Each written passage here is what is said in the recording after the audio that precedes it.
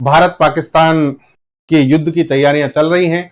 लगातार तैयारियां इस तरीके से हो रही हैं, कभी भारत की ओर से कभी पाकिस्तान की ओर से खबर आती हैं कि कभी हम ड्रोन तैयार कर रहे हैं, कभी एयरक्राफ्ट तैयार कर रहे हैं।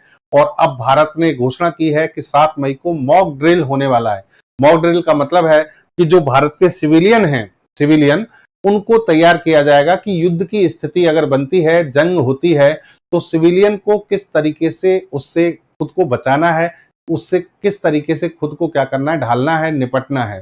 ठीक है, तो मॉक ड्रिल की तैयारियां हैं। कल यानी 7 मई को इससे पूरे भारत में संदेश भेजे जाएंगे।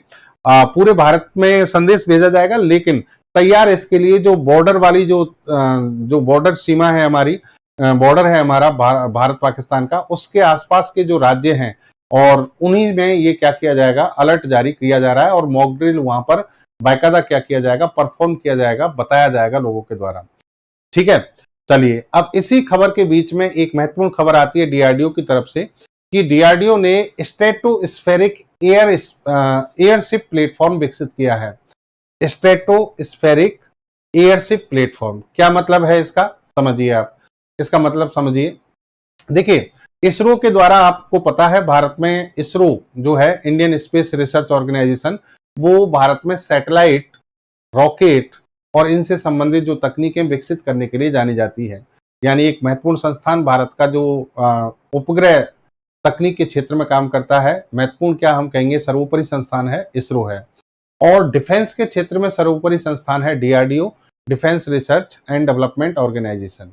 ठीक है, अच्छा जी, अब बात आती है कि डीआरडीओ का काम डिफेंस के क्षेत्र में काम करना है, इसरो का काम आपकी सैटेलाइट टेक्नोलॉजी के क्षेत्र में काम करना है, स्पेस के क्षेत्र में काम करना है।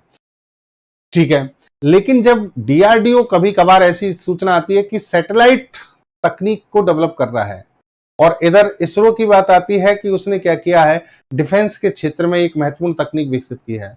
जी हाँ, दोनों ये काम कर सकते हैं, एक दूसरे का सहयोग कर सकते हैं, क्योंकि बहुत सारी ऐसी तकनीकें हैं जो स्पेस की, ऐसी टेक्नोलॉजी बहुत सारी ऐसी हैं जो डिफेंस में काम आती हैं, और डिफेंस के अंतर्गत ऐसी बहुत सारी टेक्नोलॉजी होती हैं जिनको स्पेस टेक्नोलॉजी से उठाना पड़ता है।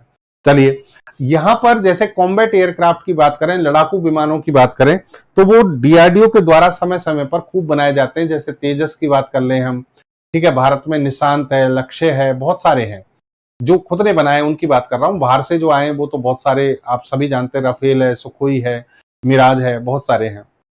ठीक है, लेकिन आज की जो खबर है ना, वो क्या है वो समझिए। भारत के जो डीआरडीओ है उसने एक स्ट्रेटोफेरिक का मतलब है जो समताप मंडलीय है। समताप मंडलीय मतलब आपको पता है कि पृथ्वी की सतह से, ये पृथ्वी हो गई, पृथ्वी की सतह से पहली एक परत है जिसको कहते हैं ट्रोपोस्फियर यानी क्षोभ मंडल, दूसरी परत है स्ट्रेटोस्फियर जिसको कहते हैं समताप मंडल। ठीक है, और उसके बाद फिर आप सभी जानते हैं मीजोस्फीयर, आयनोस्फीयर और एक्सोस्फीयर, ऐसे करके वायुमंडल की 5 परतें हैं। 5 परतें वायुमंडल की जो हमने क्या कर रखी है, अध्ययन की दृष्टि से डिवाइड कर रखी हैं। इसमें जो ट्रोपोस्फीयर है जिसमें सघन वायुमंडल पाया जाता है, इसकी हाइट मानी जाती है लगभग 12 से 18 किलोमीटर। यानी जो ओशियन लेवल है पृथ्वी का, अर्थ का जो समुद्र तल है, वहां से 12 से 18 किलोमीटर ये मानी जाती है।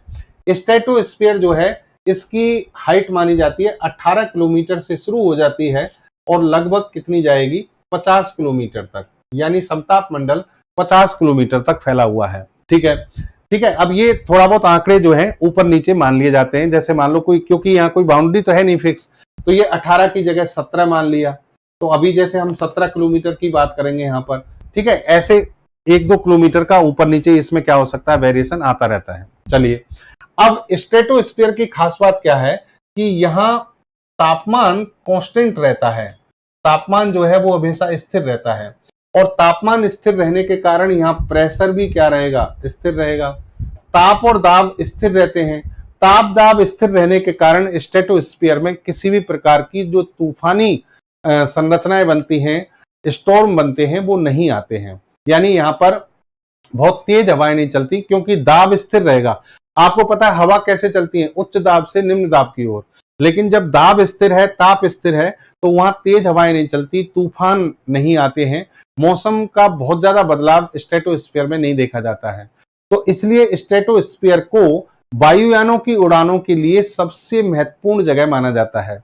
ठीक है, एयरशिप कोई भी अगर आप क्या कर रहे हैं, यूज करना चाह रहे हैं, कोई प्लेटफॉर्म डेवलप कर रहे हैं और अंतरिक्ष में उसको वायुमंडल में उसको भेज रहे हैं, तो उसके लिए सबसे उपयुक्त जगह है संताप मंडल, स्ट्रेटोस्फीयर। ठीक है, अब हम बात कर रहे हैं डीआरडीओ की बात पे आते हैं।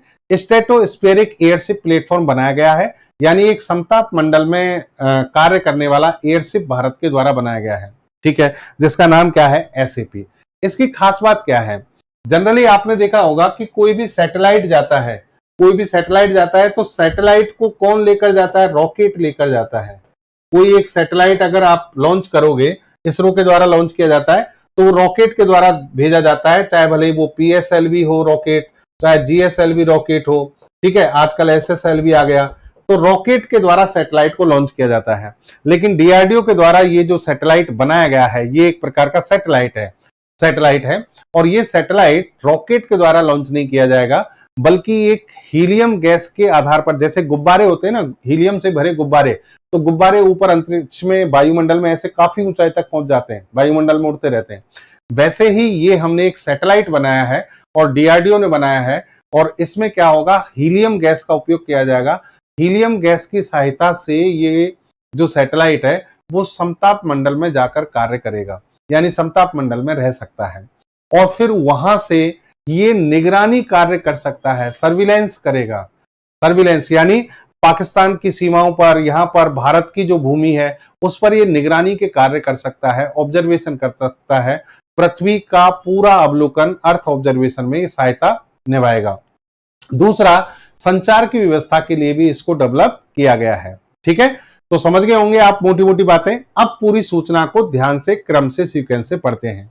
यहां पर देखिए आप, DRDO successfully conduct maiden flight trial of stratospheric airship with instrumental payload to an altitude of around 17 kilometre, यानी लगभग 17 किलोमीटर की ऊंचाई पर। ये देख रहे हैं आप, गुब्बारे नुमा संरचना है, इसको इन्होंने लगभग 17 किलोमीटर की ऊंचाई पर, पृथ्वी की सतह से 17 किलोमीटर की ऊंचाई पर किसने भेजा, डीआरडीओ ने। और ये इसका पहला ट्रायल टेस्ट था, जो कि पूरी तरह से क्या रहा, सफल रहा।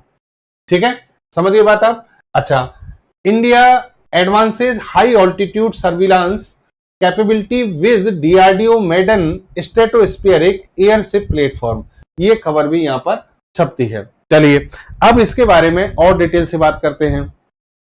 डीआरडीओ ने क्या किया है, स्ट्रेटोस्फेरिक एयरशिप प्लेटफॉर्म को डेवलप किया है। ये पहला क्या था, परीक्षण था, जिसमें डीआरडीओ सफल रहा और भारत दुनिया के उन चुनिंदा देशों में शामिल हो गया है जो इस तरह का कार्य कर सकते हैं। यानी आप स्ट्रेटोस्फीयर में किसी प्लेटफॉर्म को बिना किसी रॉकेट की सहायता से क्या कर सकें, स्थापित कर सकें। ठीक है, तो यहां एक विशेष प्रकार की संरचना को डेवलप करना और फिर उसे समताप मंडल में स्थापित करने वाला भारत क्या बन गया, पहला देश बन गया है। चलिए, ये हाई ऑल्टीट्यूड प्लेटफॉर्म सिस्टम है, यानी HAPS है। इसका डेवलपमेंट किसने किया है, निर्देशन तो डीआरडीओ का ही है, यानी डीआरडीओ के निर्देशन में हुआ है। लेकिन किसने किया है, aerial delivery research and development establishment, ADRDE, और ये कहां पर है, आगरा। यानी आगरा में इसे विकसित किया गया है। किसमें विकसित किया गया है, आगरा में। माफ कीजिएगा, मैं शायद जो चावल की जो प्रजाति थी वहां पर आगरा शब्द मैंने बोल दिया था, तो वो आप करेक्शन कर लेना। वो हैदराबाद और दिल्ली में विकसित हुए, वो हमने सारा डिटेल में पढ़ा, पूरा सही पढ़ा है। लेकिन एक जगह मुझे ऐसा ध्यान आ रहा है, मैंने कहीं पे क्या बोल दिया, आगरा। वो आगरा की जो न्यूज थी वो मेरे दिमाग में ये वाली रह गई। ये हमने क्या किया है, आगरा में डेवलप किया है। Aerial delivery research and development establishment, ADRDE, Agra के द्वारा इसे विकसित किया गया है। ठीक है, क्या काम करता है, अर्थ ऑब्जर्वेशन करेगा। ठीक है, इसके अलावा खुफिया निगरानी करेगा, सर्विलांस का काम करेगा, और रिकॉनियसेंस, मतलब यहां पर ये क्या कर सकता है, टोही विमान के रूप में काम कर सकता है। टोही क्या होते हैं, जो गश्त का काम करते हैं, घूमते रहते हैं, नजर रखते रहते हैं, इस तरीके से काम करेगा, ISR को बढ़ावा देगा। ठीक है, चलिए स्ट्रेटोस्फेरिक एयरशिप प्लेटफॉर्म क्या है? ये मानव रहित एयरशिप है, यानी ड्रोन की तरह काम करेगा, इसमें मानव नहीं बैठता है। 17 से 22 किलोमीटर का जो समताप मंडल वाला जो क्षेत्र है वहां पर ये क्या करेगा, काम करेगा। हाई ऑल्टीट्यूड सीडो सैटेलाइट के रूप में काम करेगा। सीडो सैटेलाइट मतलब दिखाई नहीं देगा, छद्म रूप से ये क्या करेगा, काम करेगा, और ज्यादा ऊंचाई पर जा रहा है इसलिए इसको हाई ऑल्टीट्यूड बोल रहे हैं। लंबे समय तक हवा में रह सकता है, ठीक है। एयर डायनोमिक्स, यानी देखो यहां पर HAPS की बात कर रहे हैं कि हाई ऑल्टीट्यूड जो है, हाई ऑल्टीट्यूड सीडो सैटेलाइट जो होते हैं वो दो प्रकार के होते हैं। दो प्रकार के कैसे? एक तो होते हैं एरोडायनेमिक, जो हवा से भारी होते हैं। हवा से क्या होते हैं, भारी। देखिए हवा से कोई चीज भारी होगी ना तो उसमें आपको क्या करना पड़ेगा, एरोप्लेन की तरह विंग लगाने पड़ेंगे, पंख लगानी पड़ेंगी, इंजन सिस्टम लगाना पड़ेगा उसको उड़ाने के लिए, ठीक है। लेकिन जो हवा से हल्की चीजें होती हैं वो गुब्बारे की तरह, एयरशिप जो ये इन्होंने ये बनाया इसी की तरह हवा में आसानी से क्या होते हैं, उड़ सकते हैं। और इसमें लिफ्टिंग सिस्टम जो बनाएगा वो किससे बना है, हीलियम गैस से, यानी हीलियम गैस के द्वारा ये क्या होगा, उड़ेगा, ठीक है। और इसमें सोलर पैनल लगाए गए, बाकायदा सोलर पैनल लगा दिए जाएंगे, जिससे ये क्या काम करेगा, सोलर पैनल की जो एनर्जी है, उसी जो ऊर्जा बनाई जाएगी उसी से ये कार्य करते रहेंगे। इसके जो पार्ट्स हैं, कंपोनेंट है, वो इससे काम करेंगे। रात्रि में कार्य करने के लिए इसमें बैटरी लगा दी है, क्योंकि ये लंबे समय तक हवा में रहेगा भाई, कई दिनों तक, महीनों तक, तो इसके लिए दिन में तो इसके जो इक्विपमेंट है, कंपोनेंट, उनको कार्य करने के लिए सोलर एनर्जी चाहिए, सोलर एनर्जी से काम चला लेगा। लेकिन रात्रि में कार्य करने के लिए क्या चाहिए, बैटरी, तो ये बैटरी से काम करता है, ठीक है।